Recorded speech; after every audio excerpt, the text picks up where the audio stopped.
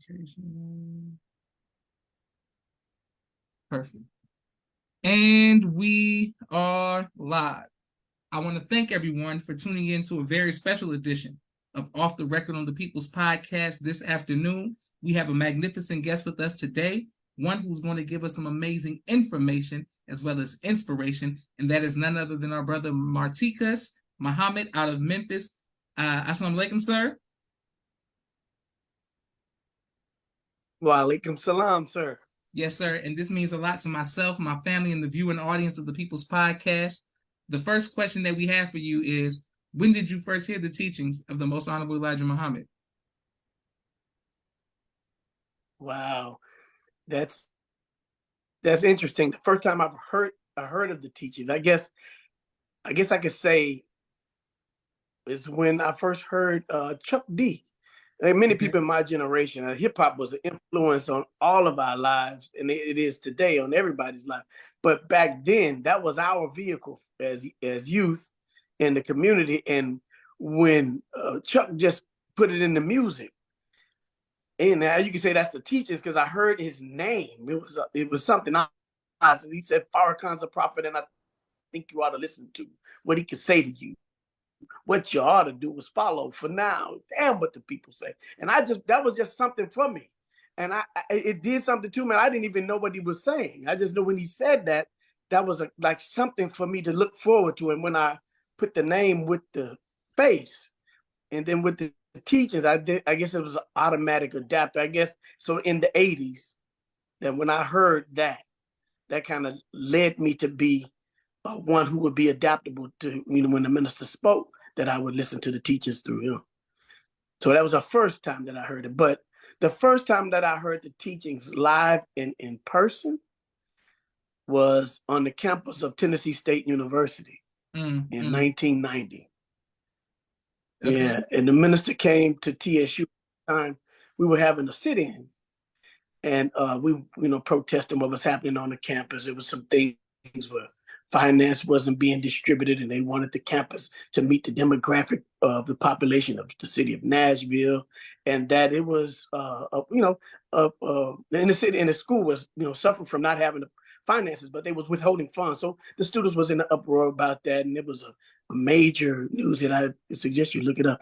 But when I heard the man live, somebody gave me a ticket to hear the minister, and I didn't know who it was. It was around October, around birthday, and whoever it was, I wish I could figure out who it was who gifted me a ticket, but they did something that would be the thing to catapult me into becoming a Muslim for almost now 30 years.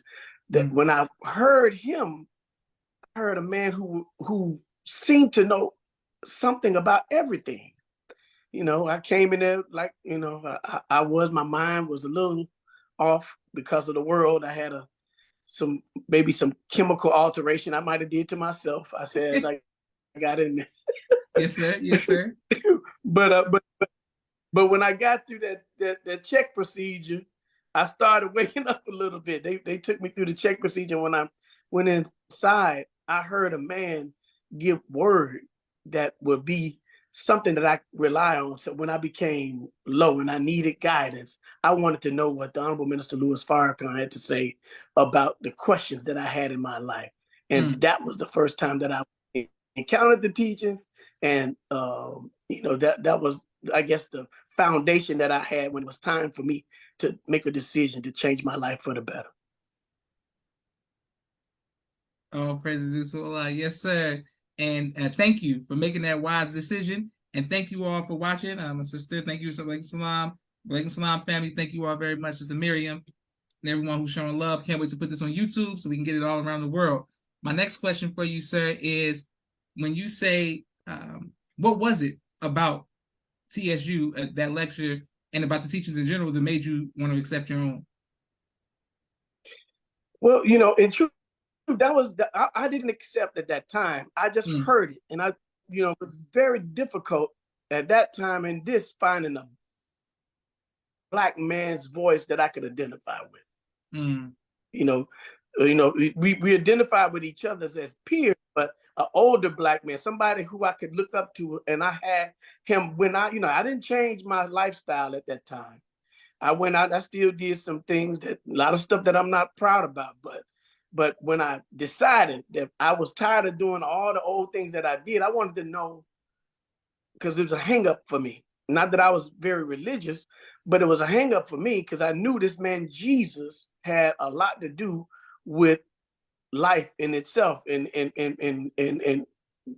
what I wanted to know was what Minister Farrakhan thought about this man Jesus. So I went in search of whether he had some books about, and whether he had something that could guide me on this man Jesus.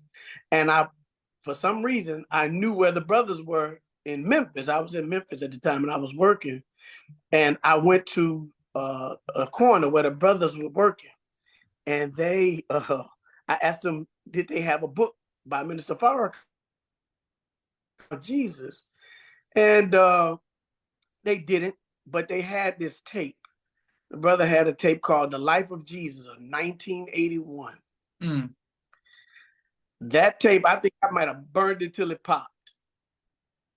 That tape, it was instrumental in me, I guess, starting on my journey. Because at that point, I got the tape. He also gave me another tape, "The True History of Moses." So those two tapes was instrumental. And I went on studying that information, thinking I was a part of the nation. One day, I met a brother at my job that was a member of the Nation of Islam. He had just returned from a Savior's Day. I know what that is now because I didn't know at the time. And he invited me to the mosque. And I'll tell you, and at that point, I thought I was following the minister. I was learning what he was teaching, but I didn't know that you could be a part of the mosque. And when I was invited on that day in 1993, in 1993, I never stopped coming. Never stopped coming. Since 1993, he invited me, and I just wanted to know more and know more. And like everybody, once you encountered knowledge and you desire to learn more, that's what I did. And the one thing about the mosque and the teachings of the Most Honorable Elijah Muhammad is that you can drink until your cup runneth over. and thankful we're still drinking. Beautiful. All praises due to Allah. Yes, sir. Thank you very much. And thank you, everybody who continues to show love to the People's Podcast. Assalamu alaikum, alaikum salam. All right, my next question for you, sir, is how did your family and friends feel about you accepting the teachings of the Most Honorable Elijah Muhammad? Oh, it was rocky at first, family wise. It was rocky at first. It was because it was fear of the unknown. You know, having been one of the first members of my family to join the nation, I mean, it was a change. You know, people didn't even have a problem with me going out to the clubs or doing things that was unbecoming of a civilized person. But when I started saying I'm about to change religions, or for better term, change gods, they had a problem. Like, okay, it was a little resistance, but it wasn't long. My immediate family began to appreciate the transformation that I was making. I can't say I was a bad person. I prided myself on trying to show love to people, but at the same time, I was doing things differently. I wasn't, able to do the things that I didn't eat pork anymore. I didn't participate in the bad things like my friends. I mean, some of them to this day is probably like, he can't, he's not hanging out with us no more. He's not doing all the things we used to do. And so therefore, it was a little different. And I some of that stuff I've been having to wrestle with making amends about, because, when you first get to teachings, you might be a little bit abrasive, new knowledge. And you might not have the same kind of challenge, Brother Josh, because, you're born into this thing. And so you get a chance to, you don't have it like a person that comes straight out of the world and breaking from the way that you used to be. Well, I raised you up on that pork.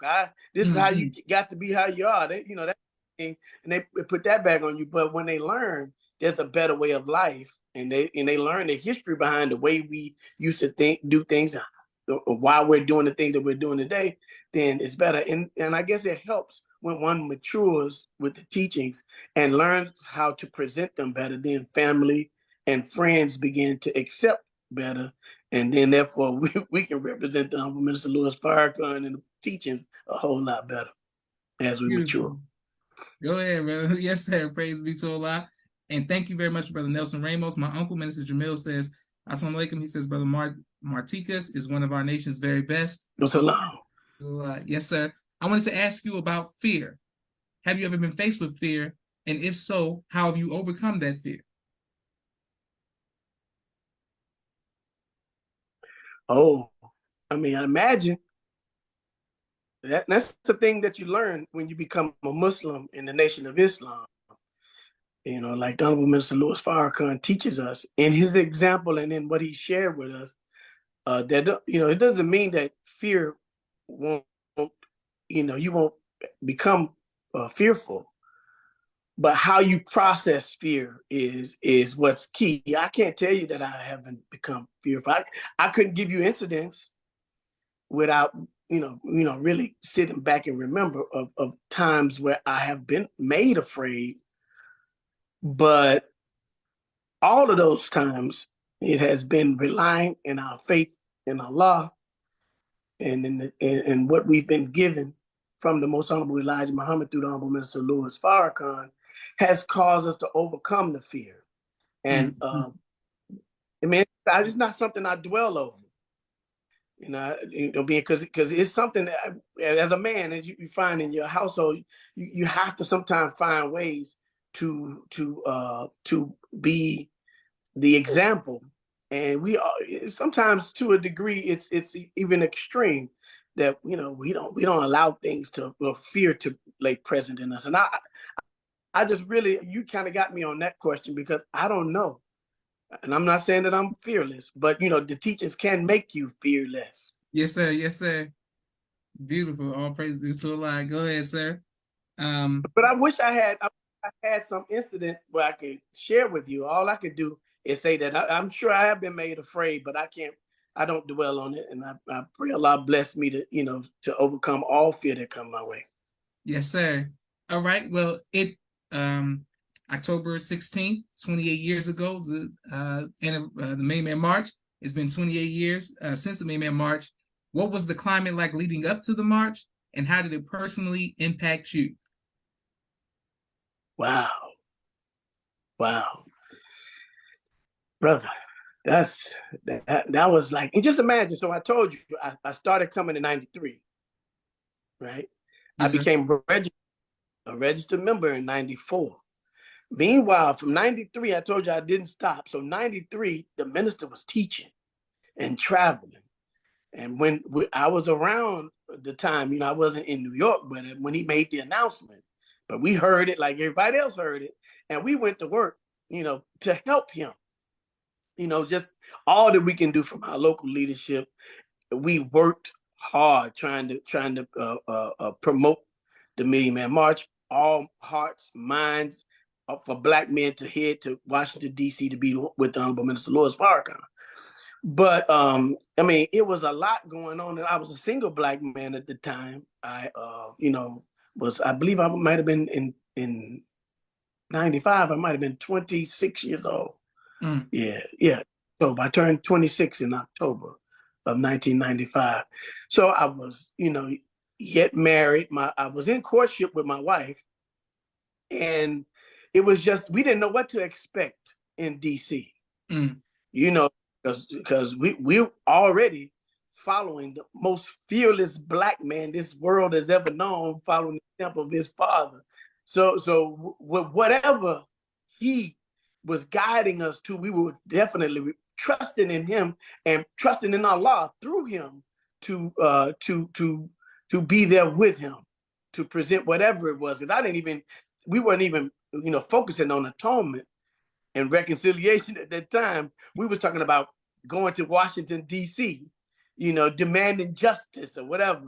Just what the mindset was of the people in the community. But man, all of that work culminated in preparing for DC, mobilizing the people here, getting local organizing committees together.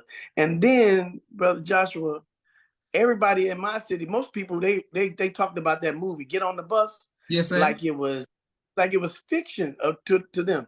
Mm. But and there was a lot of buses here that FOI got on, but me being new fruit, I mean, I guess you could say new back then, but I mean, we was getting seasoned quickly. But there was a bus that was leaving Memphis earlier than all the buses, and they needed a volunteer to captain that bus because we was asked to all have a captain for each bus. Mm. So they were asked to assign a captain to that bus. It was leaving early because it had to stop in some cities in preparation to go to DC. Mm. And I volunteered for it. Yeah, but my trip was the most vulnerable. I mean, it was the most like that movie, Get on the Bus. I didn't have another Muslim on the bus with me. Mm. The bus was filled with brothers from the community, from the church, from the national community, from all over the city. It was just black men from all walks of life. Here I am, a 26-year-old brother, not having the experience, but gaining the experience. And so we picked up other members going to Washington, D.C., other riders in Jackson, Mississippi, and I think we stopped somewhere else along the way. But we filled up that bus, and it was almost identical to that. We had to, garner the brothers there. We had to organize them when we got there, and I didn't realize, how impactful it was until one day one of the brothers. He's in Georgia now. I ain't gonna mention his name, but he talked to me about a testimony. He was a new brother who had never been to the mosque before, but he talked about how that ride and how my leadership on that bus impacted him. And that means, brother Joshua, when you do good with, not seeking gain, or we're not trying to, trying to do something for vain purposes, man, Allah blesses you out of it. And that brother talked about some stuff that I don't even remember. I recently also had another sister talked about something that she said I did, helping her when we got to DC, because she came anyway, even though the minister said he wanted the sister to come, and I helped her. I didn't even remember doing that. It's just that, man, it was a blessing. The spirit of the Million Man March will forever live in me, because I think it was for me a rites of passage where Mm. I got to see the manifestation of the will of God coming through the Honorable Minister Louis Farrakhan, where he called 1 million men and two. And I don't know what the people who criticize and say, but I saw it with my own eyes, brother Joshua. Man, as the morning started, it was a mist. It was cold. It was, to me, it was cold. It was maybe 40 some degrees. It was dawn. We got there right before dawn, and it was cold. And we walked to the mall, and it didn't look like a lot of people was there. But as the day grew, as the sun started to rise, and it warmed up, the dawn was called, and it just about right around 10 o'clock, I think they made the announcement. I mean, as far as the eye could see, brother. We even had a chair in the middle of where we were on the mall, where we took turns standing up in the chair to look back to see. And as far as the eye could see, past the Washington Monument, nothing but black men.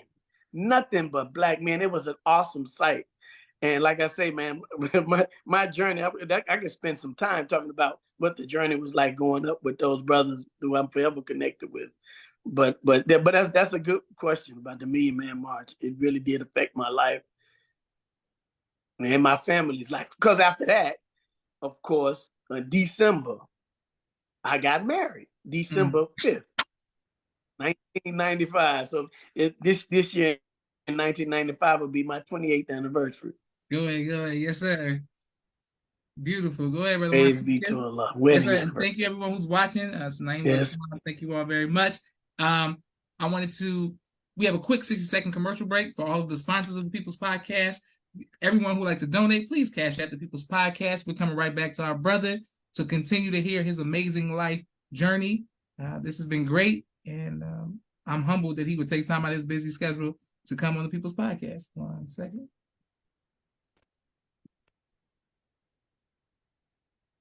Television, vision, and film editing. Please reach out to him if you need any of those services. Sister Miriam's ABC I Love Me children's book and coloring book, and now Spanish book, all three available on Amazon.com. Sister Naima's Stay on Point Dance Academy, LLC. She teaches ballet virtually to young girls all across the country, right here in the studios of Atlanta, Georgia.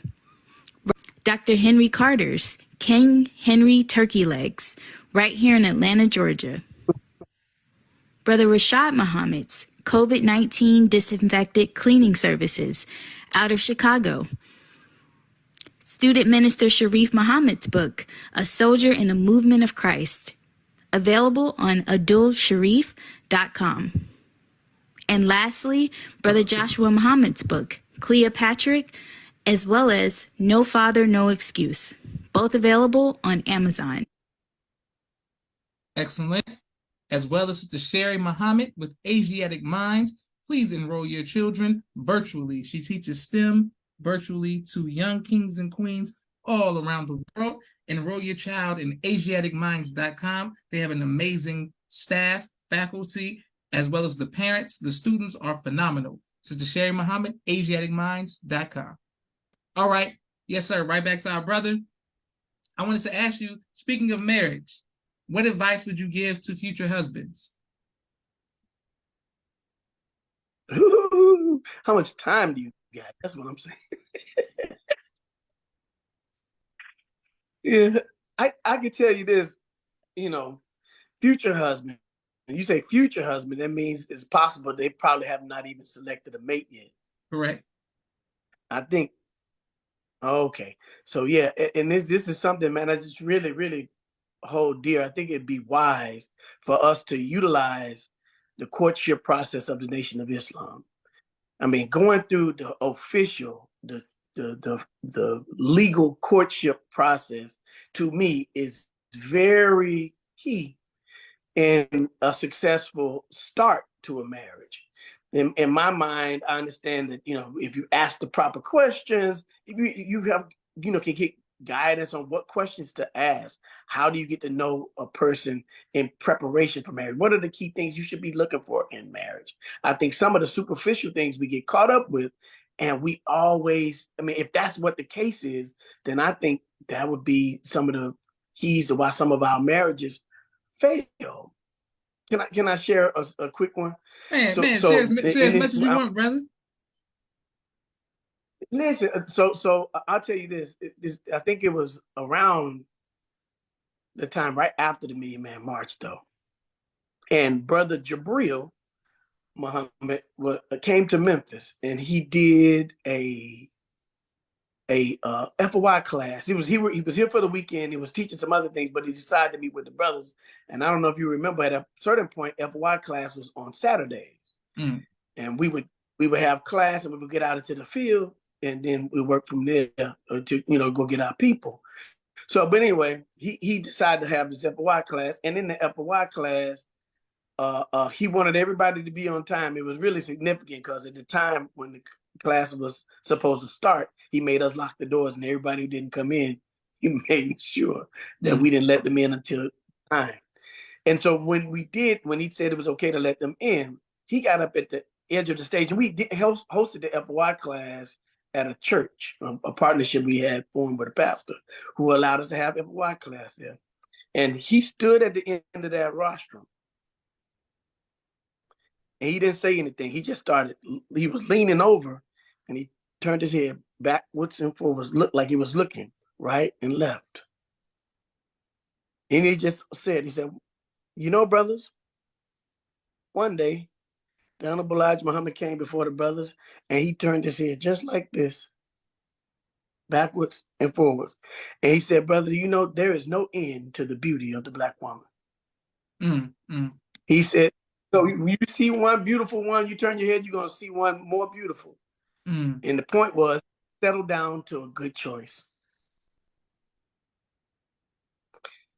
And so that's one of the most important lessons that we can learn, because you'll always see somebody that's more beautiful and pretty, because pretty is a fleeting thing. So what do you do when it leaves, right? And so some of the things that a person that's now entering the marriage early on, it might last for some time, but when that thing that you went for, the superficial, when it's gone, what do you have? And so I think that would be the thing that we will try to find out of each other, to that's not so superficial. So when you don't have that, what do you rely on the things that's most important, and that's faith and belief in Allah and working together to become one. And that's huge. That's something we learn every day. If my wife was sitting there with me, she could tell you. Yes, sir. Okay, and offline, I'm going to ask you about that, because we do a segment called For Better or For Worse, where we interview couples. So I would love to hear, your wife's story, love story as well, with sitting next to you. Me and my son, we got the opportunity to watch your children grow up, in the nation, and see your sons, and people are saying beautiful and teach and facts.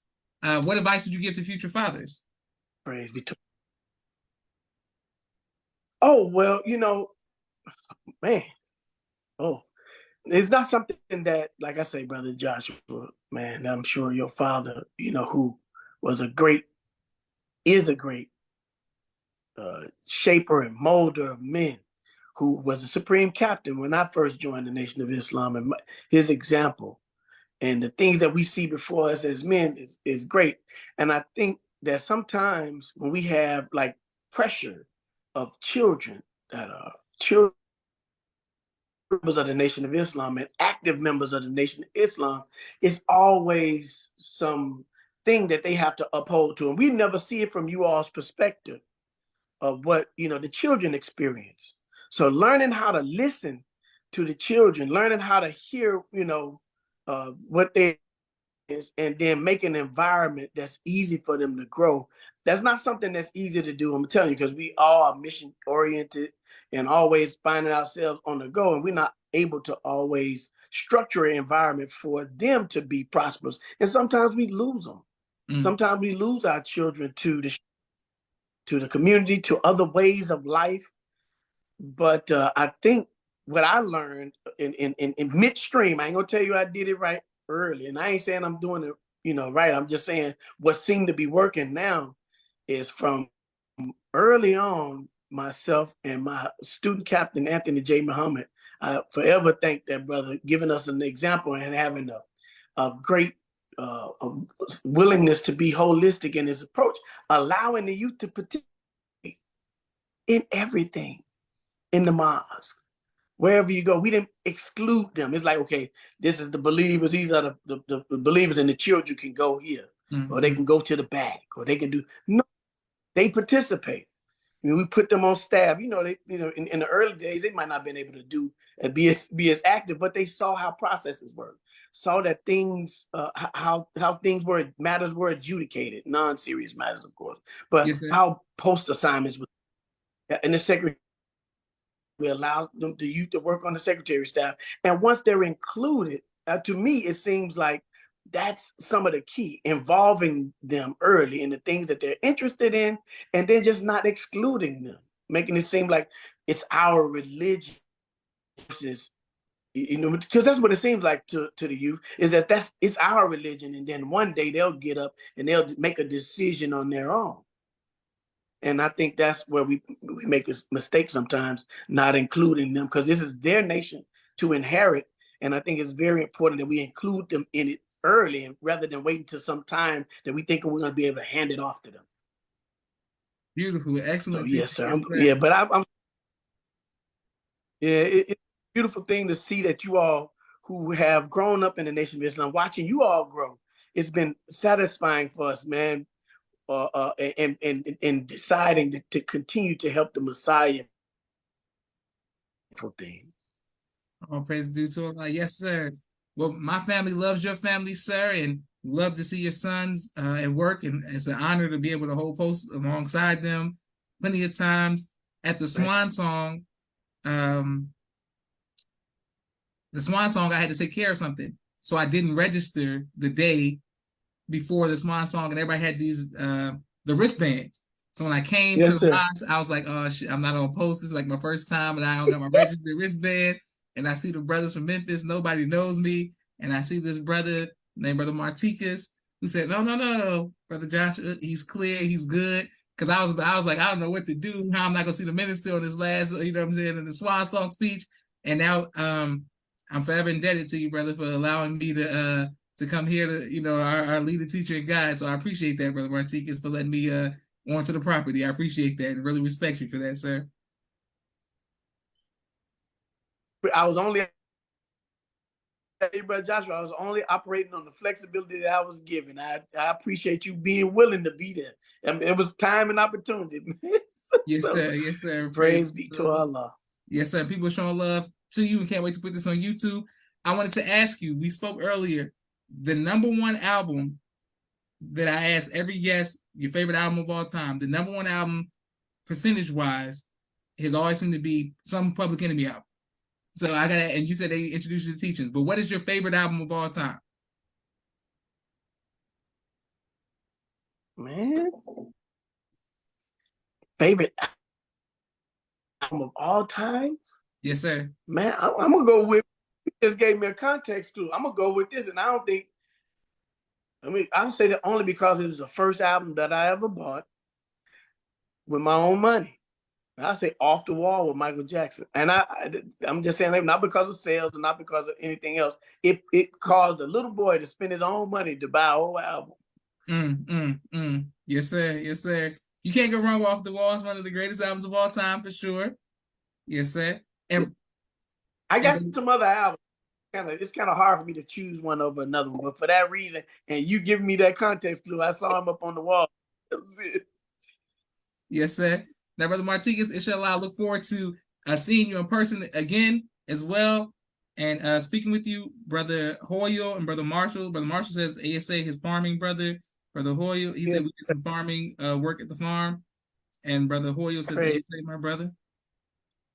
Well, alaikum salam. Praise all my souls, my brothers. Yes, sir. All right. I wanted to ask you, sir, what do you do for fun outside of listening to music to unwind in Memphis? Oh man. Well, I work out, I train a little, I garden. I guess you can consider that fun. I like to see life come from the earth, you know. Okay. So I do. And just practicing, because you know we all have that to do. You know, I don't want to have to be solely dependent on somebody to feed me. And so I really, really like the idea that I have the capacity to feed myself. So gardening is one. And then trying to work on, you know, myself. I mean, I do a lot of other things for fun, but I like, you know, I do technical stuff. I like video editing. I like, you know, taking and collecting a lot of rare footage and videos that I can find online in other places and try to, you know, archive them. But, you know, I just those things. If you say what I did for fun, that's what I do every day. I work out and I work in that garden. Beautiful. Praise be to Allah. Yes, sir. And Sister Branda, we're going to hold you to that about hosting Muslim 55. Beautiful. One last question for you, sir. What would you like your legacy to be?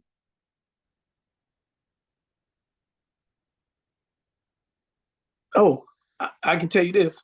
I was reading the Holy Quran today. You say that. That's interesting, because you think about you know, how this time that we're living in and how we would like our legacy to be. It's similar to, I was reading Holy Quran, Surah 19, Maryam, verse 58. It talks about the hold on. I don't want to mess it up. Yes, sir. Yes, sir. Up here. If I may. Of course. And this was, you know, when you say, this comes to mind because it's something that we all strive for. I know I attempt to do my best. So here, what Allah says in Holy Quran, Bismillah ar-Rahman ar-Rahim. He said in Surah 19, verse 58, he says, "These are they on whom Allah bestowed favors from among the prophets of the seed of Adam, and of those whom we carried, and of the seed of Abraham and Israel, and those whom we guided and chose. When the messages of the beneficent was recited to them, they fell down in submission, weeping. And that's one of the prostration verses. Yes, sir. But after that, he says, but there came after them an evil generation who wasted prayers and followed lusts, so they will meet perdition. And I looked at word perdition. It means eternal damnation. I don't want that. And so, but Allah always gives you something. So except those who repent, believe and do good.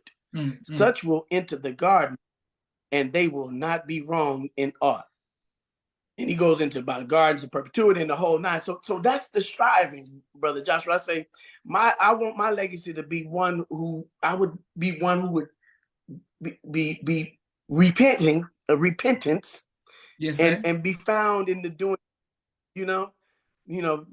being one. I mean, I don't want to be. I certainly wouldn't like to be considered that evil generation. But if I were to find myself in that space, who would go after lust and waste prayer, but I would pray that Allah bless me with the grace and have the doing of good be my pattern of practice. Have my ability that that comes from the service in the Nation of Islam for Black people in general, and just helping people all around the world. Excellent. And what a legacy that is, man. Marticus, yes, sir. Beautiful. All praise is due to Allah. Well, yes, sir, and thank you very much. Well, Brother Joshua,